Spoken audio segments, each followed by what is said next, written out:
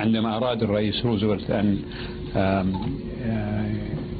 يزيد في تكريم تشرشل فأسكنوا عنده في البيت الأبيض بدل ما يسكن في بيت الضيافة بلير هاوس. وفي إحدى الليالي أراد روزفلت أن يزور تشرشل في غرفته، فدخل عليه في الغرفة وهو على الكرسي المتحرك، فوجد تشرشل كما خلقته أمه، عريان تماما.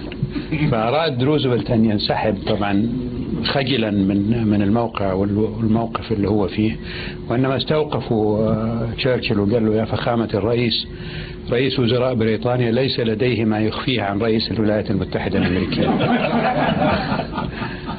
فأبلغت كونداليزا رايس بأنه إن شاء الله تكون علاقتنا بين الولايات المتحدة والمملكة العربية السعودية على نفس المنوال، أنه ليس هناك ما نخفيه عن بعض، لكن وعدتها أن لا أجي أحضر للوزارة وأنا كما خلقتني أمي.